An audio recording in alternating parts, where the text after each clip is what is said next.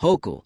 MTA celebrate better traffic in Manhattan from congestion pricing, but drivers say pump the brakes.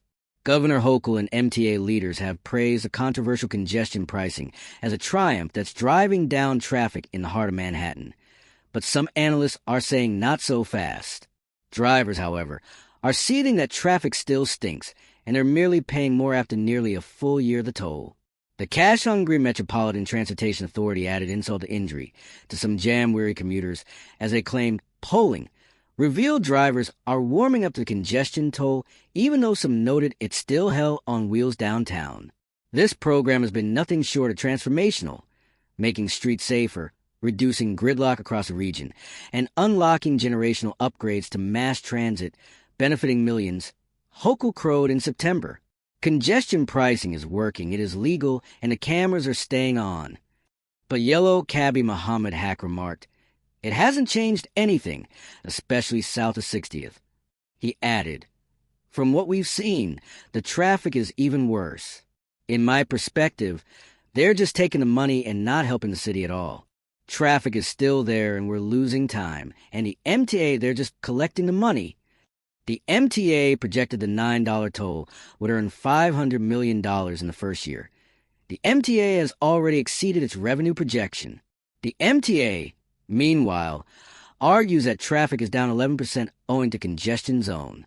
But crossings to and from New Jersey into the congested zone imply the decrease was considerably smaller, dropping less than 5% year over year, according to Port Authority data for April, the most recent accessible month. Experts also question the MTA's optimistic data. Nicole Gelinas, a senior scholar at the Manhattan Institute, said the data collection by the MTA is a crude way of doing it, and it hurts confidence in the program. The cameras were set up ages before congestion pricing started, she claimed. The MTA should have collected real data for comparison during the long delay. To measure the congestion toll success, the MTA compared current traffic data in the congestion zone to old traffic data from the same location. But the baseline data were only estimates of how many automobiles would have entered the zone if the toll never existed, critics argued. Allison Conway, a CUNY civil engineering professor, said the MTA only used a single day in October to extract figures, which creates room for a lot of uncertainty in how representative that day is. Although I assume it was carefully selected by the New York MTA Council to avoid any atypical conditions, Conway stated. She thought the strategy was basic, but reasonable. Again, the one concern would be if there were unusual circumstances in any year, she added, such a significant weather event or construction, that might make that adjustment factor unusually high or low, leading to an over- or underestimate of a true baseline value. Port Authority data also provides insight into how much traffic could be coming into the congested zone. Crossings at the Lincoln and Holland tunnels declined year over year by approximately 6.7% in January and nearly at 10% in February, with lower decreases of about 5.4% in March and 4.9% in April.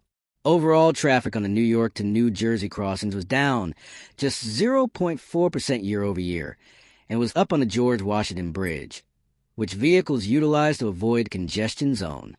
By contrast, the MTA is reporting an 8% drop in vehicles entering the congestion zone in January, 12% in February, 13% in March, and 12% in April, suggesting its congestion zone counts show much deeper declines than what Port Authority sees just at the Hudson River tunnels, but doesn't account for other ways drivers could enter Manhattan.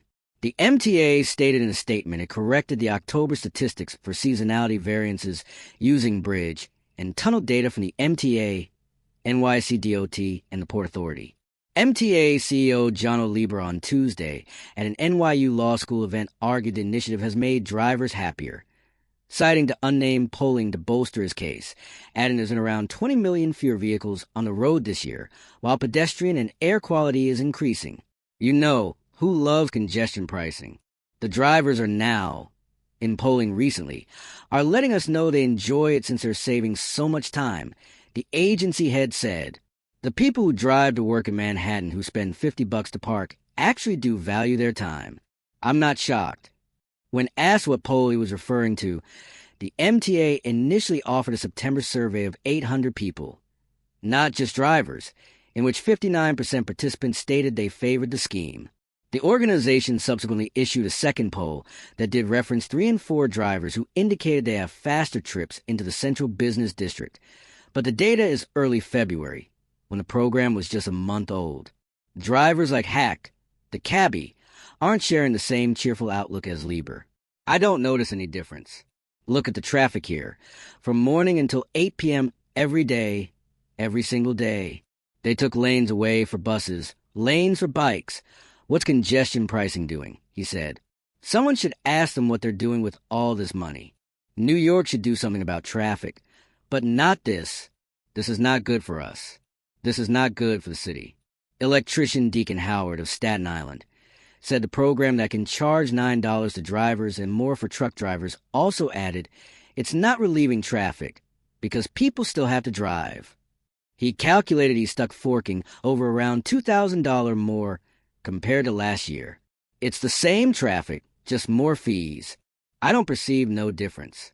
For years ago, it took me an hour and a few minutes to go to work. Howard, 62, said. Now it takes me an hour and 5 minutes to work. So where's the difference? Rad Perez, a construction foreman from Chinatown, likewise contended the daily fee hasn't alleviated anything. As contractors, we have to charge our clients to drive below 60th. So someone's paying it and we're still driving. Perez added, so congestion pricing is doing nothing. All that money is going nowhere I can see. Being in New York for 50 years, I knew it was never going to work. And now they're just charging more taxes, more fees, taxes on top of fees and fees on top of taxes. And it's just never ending. Other drivers noted, depending on the day, traffic isn't as bad or wasn't as frustrating at the start of the tolling. In the beginning with the congestion, it was good because there were less cars in the city. So the traffic was not too awful. But right now it's pretty bad, said taxi driver Eric Pong, 33. People don't care.